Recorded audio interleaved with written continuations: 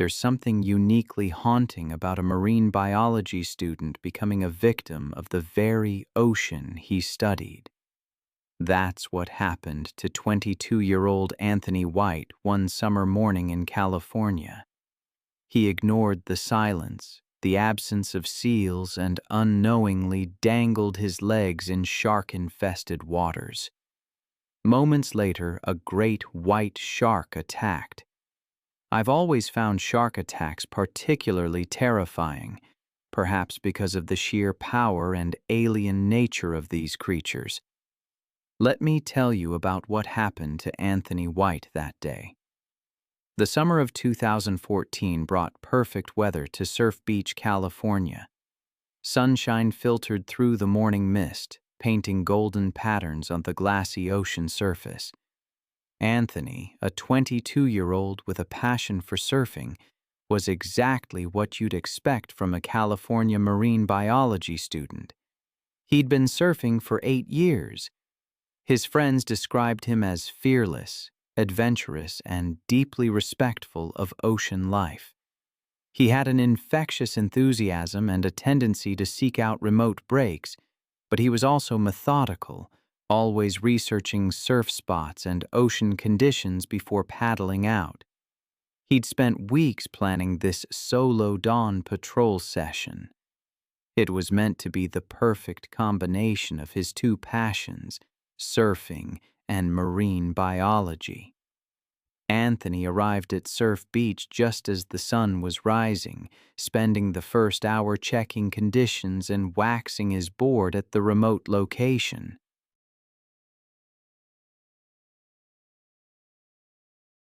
But he was restless, telling other early morning surfers that the real waves were beyond the crowded spots, despite the area being adjacent to a massive seal rookery at Point Conception. On that fateful morning, Anthony set out early, carrying his 6.2 shortboard and minimal safety gear. He had signed the beach access log indicating he planned to surf the main break. But somewhere along the way, Anthony spotted what looked like perfect waves breaking further offshore. Despite the prominent warning signs about marine life in the area, Anthony paddled out about 150 yards from shore to position himself in the lineup. The area was beautiful, too beautiful to resist, with seals barking in the distance and crystal clear water revealing the sandy bottom below. While setting up for the perfect wave, Anthony suddenly noticed something that should have alarmed him. The water was unusually quiet, with no other surfers in sight, and the seals had stopped their constant chatter, but he was so focused on catching the wave of the day that he ignored these warning signs. Finally, he positioned himself perfectly in the lineup, sitting on his board, legs dangling in the water. Then, suddenly, a terrifying silence fell over the ocean. Out of nowhere, there it was. A massive, great white shark emerging from the depths, about 20 feet below where Anthony was sitting. What Anthony didn't realize was that he had entered the domain of one of nature's most efficient predators.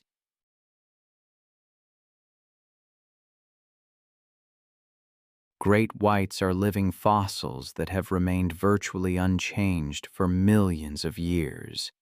Their torpedo-shaped bodies are perfectly designed for explosive attacks. These apex predators can detect blood from up to 500 yards away and sense the electrical impulses of a beating heart from several meters distance. When hunting, great whites approach from the depths in explosive bursts of speed, exceeding 35 miles per hour, using the element of surprise to deliver devastating attacks with bite forces reaching up to 4,000 pounds per square inch. Anthony reacted instantly, but there was nowhere to run. The massive predator struck from directly below, covering the distance between them in a split second. Anthony managed to see the shark's massive form just before impact, but the attack came with such explosive force that both he and his surfboard were launched into the air. The sound of Anthony's screams cut through the morning silence as the shark's jaws clamped down on his torso. He fought desperately, punching at the predator's snout as it held him in its powerful grip, the massive head shaking violently as razor-sharp teeth sliced through flesh and bone. The great white released Anthony after several seconds, typical behavior for these predators when encountering unfamiliar prey, but the damage was already catastrophic. Blood immediately began clouding the pristine water as Anthony, despite his severe injuries, began paddling frantically toward shore on his damaged board.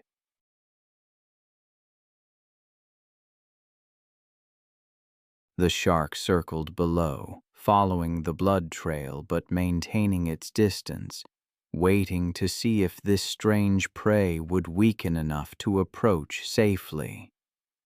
Anthony managed to cover nearly half the distance to shore, his movements becoming weaker and more erratic as blood loss and shock overwhelmed his system. A jogger on the beach heard Anthony's desperate screams and immediately called for help. But the remote location meant rescue was still minutes away. By the time lifeguards arrived, Anthony had disappeared beneath the surface, the ocean swallowing him whole. 2 hours later, Anthony's mangled surfboard washed ashore, bearing the unmistakable crescent-shaped bite marks of a great white shark. The massive gouges told the story of an encounter with one of nature's most efficient predators. Anthony's body was never recovered despite extensive search efforts. The university established a memorial scholarship in his name, and Surf Beach was temporarily closed while marine biologists studied great white activity in the area. The attack led to enhanced warning systems and additional safety briefings for surfers. As the sun set over the California coastline, the memory of Anthony White served as a stark reminder. The ocean can be unforgiving. I've spent years studying its power, and I'm still struck by how quickly conditions can change, how easily a perfect day can turn into a nightmare.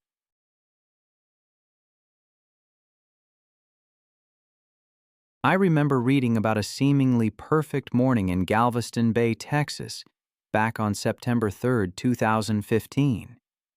The sky was a brilliant blue, and there was just enough offshore breeze to create ideal fishing conditions. David Walter, a 26-year-old charter fishing entrepreneur, couldn't have asked for better weather to take 4 tourists from Dallas on what he hoped would be the fishing trip of their dreams. He was a first-generation immigrant who had built his business from nothing, and his clients loved his enthusiasm and his knack for finding fish. Friends described him as methodical and safety-conscious, always checking his equipment twice. He was driven by a desire to give his customers the perfect experience. These Dallas tourists were celebrating a bachelor party, and David had promised them action near the Galveston jetties. They had spent the first few hours pulling in red snapper and speckled trout, filling the cooler with their catch. David navigated to his favorite spot, just a mile offshore, where the depth dropped to 25 feet, attracting schools of bait fish and the predators that hunted them. The tourists were having a blast, already talking about booking another trip. But as they prepared to move to a new location, disaster struck. The boat's engine coughed, sputtered, and died, leaving them drifting in the strong Gulf current toward the busy shipping channel. David quickly diagnosed the problem: a clogged fuel filter, which should have been a simple fix.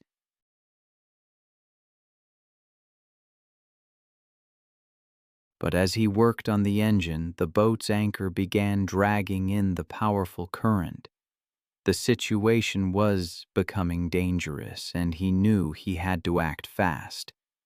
Local charter captains had warned about unusual activity in the area, but such warnings were common in Texas waters. The water had been murky since recent storms, making it harder to see what might be lurking beneath the surface. David had fished these waters for years without incident, and he reasoned that the popular fishing spot would be safe with other boats nearby. With his clients growing nervous, David made a fateful decision. He stripped down and dove overboard to manually reset the anchor, hoping to stabilize their position while he fixed the engine. What David didn't know was that he had entered the hunting grounds of one of the Gulf's most dangerous predators, the bull shark. They're incredibly adaptable killers, equally at home in salt water and fresh water. They can swim far up rivers and into freshwater lakes where other sharks can't survive. Their aggressive temperament and willingness to investigate anything in their territory makes them responsible for more unprovoked attacks on humans than any other species except great whites. They have a bite force of 1,350 lbs per square inch and electroreceptors that can detect electrical fields from several meters away. David worked underwater to free the stuck anchor, but the current was stronger than expected. The anchor had become wedged in debris.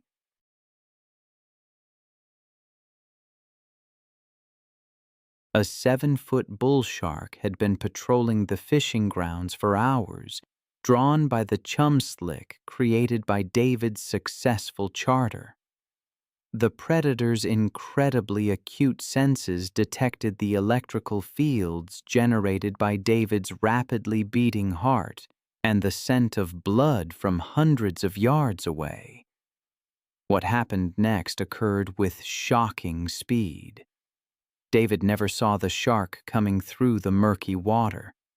The bull shark struck from behind, its massive jaws clamping down on his leg with crushing force before immediately releasing and circling for another attack. The impact was so violent that David's clients heard his muffled scream through the water. David fought desperately to reach the surface, but the bull shark continued its relentless assault. True to their species' aggressive nature, the predator struck again and again, each bite tearing away more flesh. The shark's persistence was terrifying. Once committed to an attack, bull sharks rarely give up, continuing until their prey stops moving. The multiple attacks created a feeding frenzy mentality, and the murky water became a churning mass of blood and violence. David's clients watched in horror as the water around their boat turned red. They screamed for help and radioed the Coast Guard, but David had already disappeared beneath the surface, overwhelmed by the bull shark's relentless assault. The Coast Guard arrived nearly an hour later, finding only David's torn shorts floating in blood-stained water.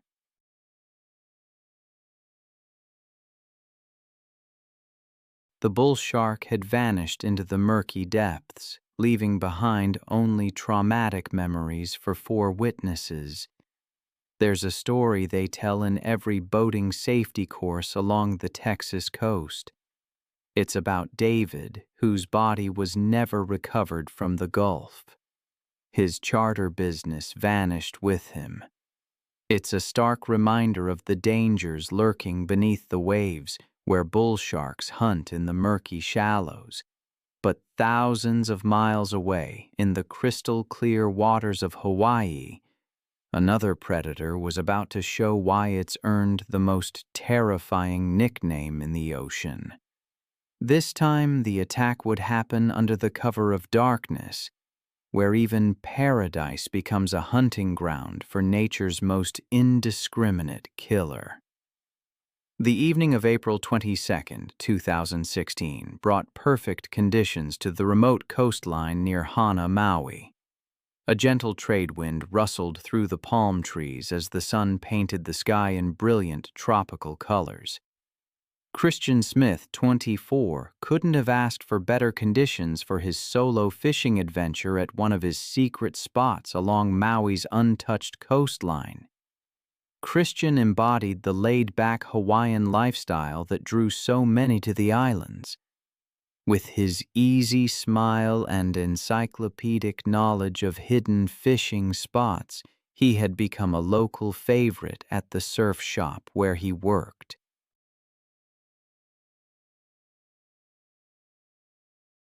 Friends described him as fearless and independent, always venturing to remote locations that other anglers avoided, constantly searching for the perfect fishing experience that only the islands could provide. That evening, Christian loaded his truck with heavy tackle designed for the large predatory fish that hunted Hawaiian waters after dark. The location he'd chosen was breathtakingly beautiful, but completely isolated. A secluded beach accessible only by a rough dirt road winding through dense tropical vegetation. Christian arrived just as darkness was settling over the ocean. The spot was perfect. A protected cove with deep water close to shore and a coral reef that attracted schools of bait fish during night hours. He set up his gear methodically, rigging the heavy equipment he'd need for the monsters that prowled these waters after sunset. As Christian waded into about 6 feet of crystal-clear water to cast beyond the reef break, everything seemed perfect. The water was so clear he could see the white sand bottom, even in starlight. He'd already landed 2 nice fish when disaster struck. Moving through the water to reposition for a better cast, Christian's foot slipped on wet volcanic rock. He fell hard against sharp coral formations, opening a deep gash on his leg. Blood immediately began streaming into the pristine water around him.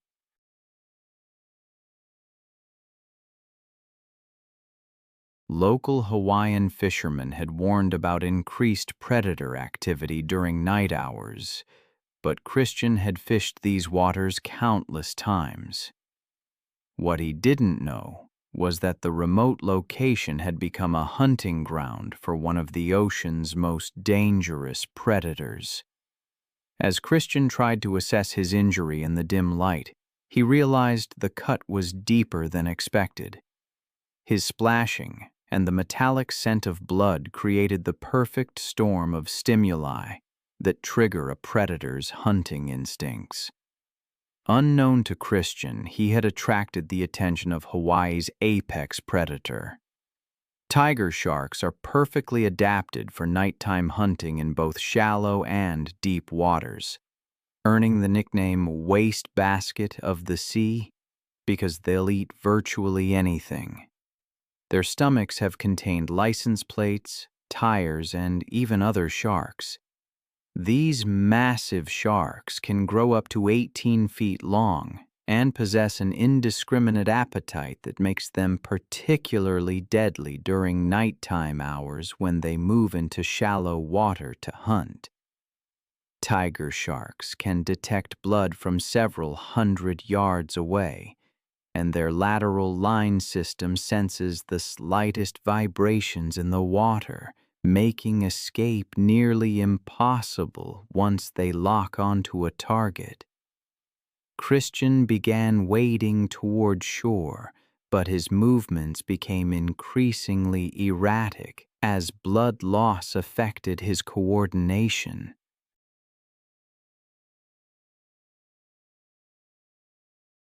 The coral cut was more serious than he'd thought, and the metallic scent drifting through the water was like ringing a dinner bell for every predator in the area.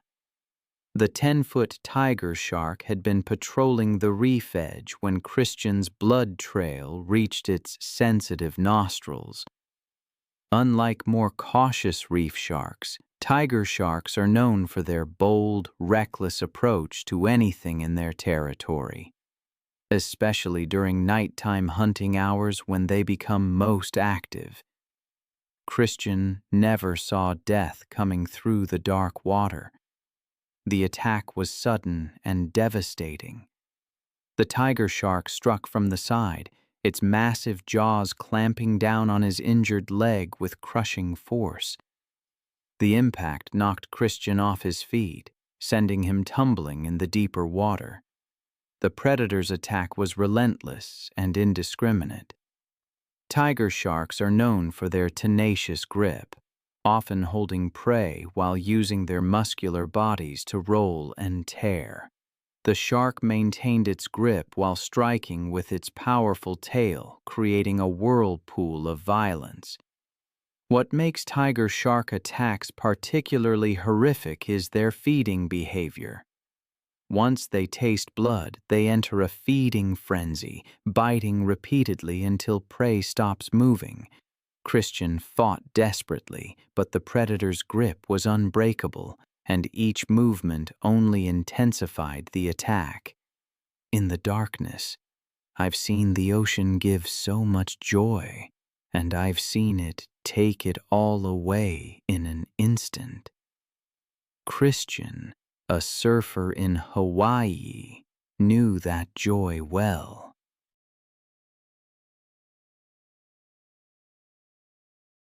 But one day, his screams echoed across the empty coastline, unheard. A tiger shark, with its indiscriminate appetite, made escape impossible. When morning came, his truck was there, his fishing gear still on the beach, but Christian had vanished. They found his body 4 days later, 8 miles away. The Hawaiian community held a traditional blessing, and his colleagues created a memorial fund for ocean safety education. It's a stark reminder that even those most familiar with the water are never truly safe. Up the rugged Northern California coast, the same species that claimed Anthony White was about to demonstrate this again. November 8, 2017, dawned crisp and clear at Fort Ross. The morning fog lifted, revealing a dramatic rocky coastline where Pacific swells crashed against ancient sea stacks. For Ryan Walsh, 29, it was perfect diving weather. Calm seas and good visibility promised a profitable day, harvesting abalone, those prized mollusks that fetch premium prices. Ryan was the embodiment of a commercial abalone diver. 6 years in frigid Pacific waters had etched their story onto his weathered hands and sun-damaged face. He was a free diver, plunging to depths that would terrify recreational divers. Methodical and safety-conscious, his friends said, but also driven by a relentless pursuit of the perfect abalone beds hidden in the rocky depths. That morning, he launched his small boat with his dive partner, Marcus, a younger diver who looked up to Ryan as a mentor.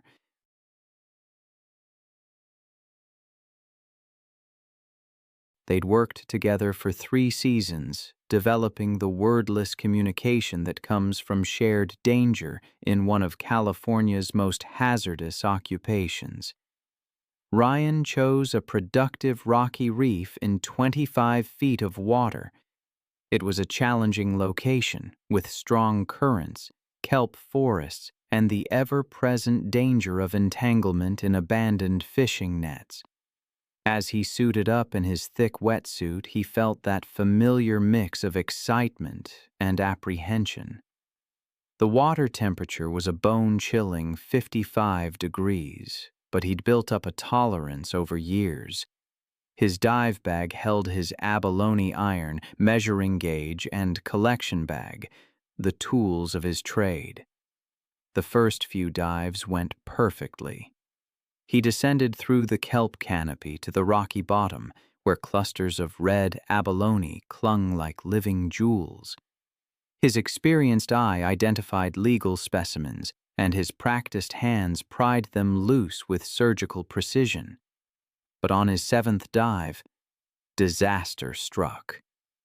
Working to free a particularly large abalone, his fin became entangled in abandoned fishing nets. The nearly invisible monofilament wrapped around his leg like a spider's web, holding him against the rocky bottom as his air supply ran dangerously low. After a desperate struggle, he managed to cut through enough netting to break free. He made an emergency ascent, lungs burning as he fought through the kelp toward sunlight. When he finally surfaced, he was exhausted, disoriented, and dangerously far from his boat.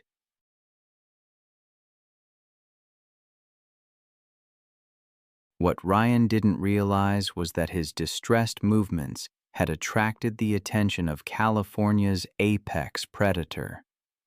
Great whites are living fossils that have patrolled these waters for millions of years.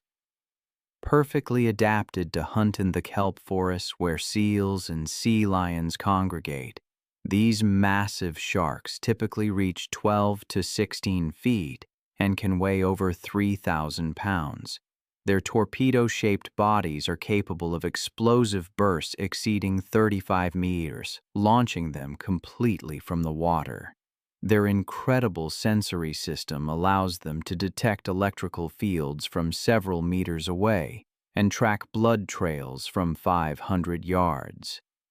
During autumn, mature great whites patrol northern California in greater numbers, following migration patterns of their preferred prey.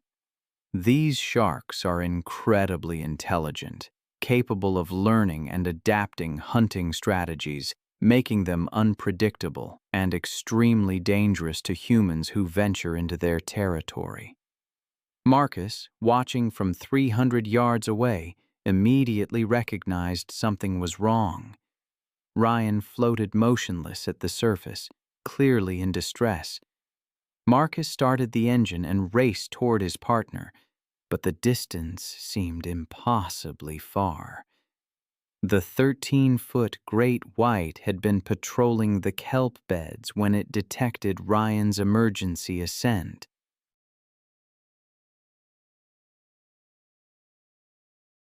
The shark's acute senses picked up electrical impulses from his rapidly beating heart, the scent of abalone in his collection bag, and the erratic movements of a creature in distress, all triggers activating its predatory instincts.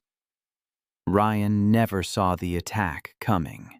The great white struck from below with devastating force, its massive jaws clamping down on his torso with a bite force reaching 4,000 pounds per square inch, slicing through his wetsuit and into vital organs. The shark's initial bite was exploratory, typical great white behavior with unfamiliar prey, but the damage was already catastrophic. The predator released Ryan and circled back, following the blow. I've always been struck by how quickly tragedy can ripple through a community, especially one bound by a shared passion. The death of Ryan, the abalone diver, did just that. One moment he was exploring the depths off the California coast. The next, his screams echoed across the water. His partner, Marcus, fought to pull him from the water, but the shark's teeth had done too much damage. Despite Marcus's desperate efforts, Ryan died from blood loss just 20 minutes after the attack. The Coast Guard arrived, but it was far too late. The news of Ryan's death sent shockwaves through the small abalone diving community. New safety regulations were implemented, and Marcus, forever changed, became a dive safety instructor.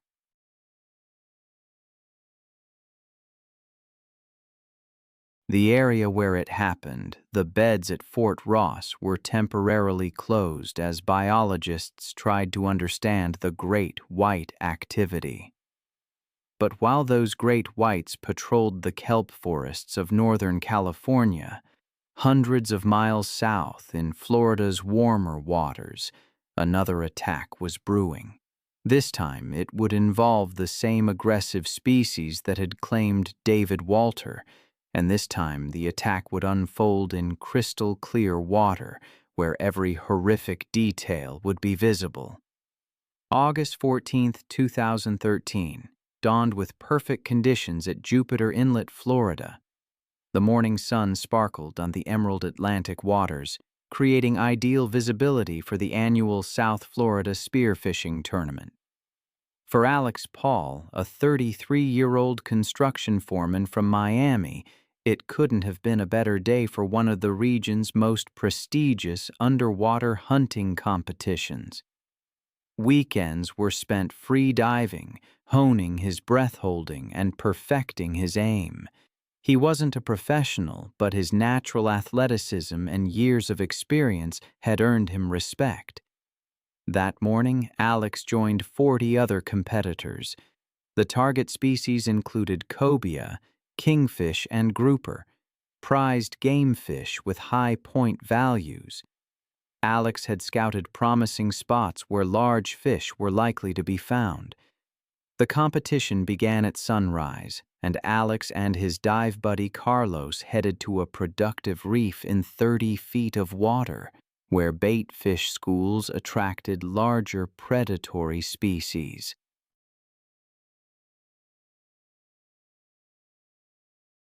The water was exceptionally clear, with 80-foot visibility. For 2 hours, Alex had moderate success, landing smaller fish. But as the morning progressed, he became focused on finding a trophy fish. Then he spotted it, a massive cobia cruising the reef edge. It was magnificent, easily 50 pounds and worth maximum tournament points. Alex hyperventilated to extend his bottom time and dove to intercept the fish. His shot was perfect, striking just behind the gills, but the wounded fish immediately took off for deeper water. In his excitement, Alex became separated from Carlos and the other divers, finding himself alone in an isolated section of the reef. The wounded cobia's struggle created a significant blood trail as Alex fought to control the powerful fish. When he finally surfaced with his prize, he was bleeding from cuts caused by the sharp fins and exhausted from the underwater battle. The combination of fish blood and human blood, along with the continued struggles of the dying cobia, created the perfect stimuli, triggering the predatory instincts of every shark in the vicinity. What Alex didn't realize was that he had attracted one of Florida's most dangerous predators, the bull shark. These powerful hunters, perfectly adapted to the state's warm coastal waters, typically reach 6 to 8 feet in length.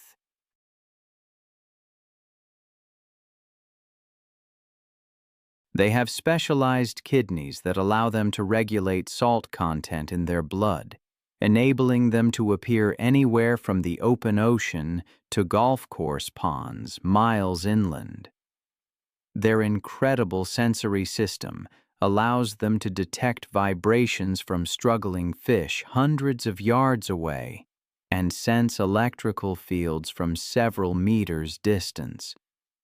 Unlike other shark species that may be more cautious around humans, bull sharks are known for their bold, direct approach to potential food sources, often competing directly with spear fishermen for their catch. Their aggressive nature and opportunistic feeding behavior, combined with their ability to strike repeatedly rather than bite once and retreat, make them one of the most feared predators in American waters. A 7-foot bull shark had been patrolling the reef when the scent of blood reached its nostrils from hundreds of yards away. The predator's acute senses detected electrical fields generated by both the struggling fish and Alex's rapidly beating heart. Alex saw the shark approaching and tried releasing his catch, hoping to distract the predator with the wounded cobia. But bull sharks are opportunistic feeders with insatiable appetites, and multiple potential prey items only intensified their aggressive behavior. The water turned crimson in an instant. A bull shark had struck Alex with crushing force. The attack was swift, brutal, and relentless. The shark's jaws clamped down on his leg, severing major blood vessels.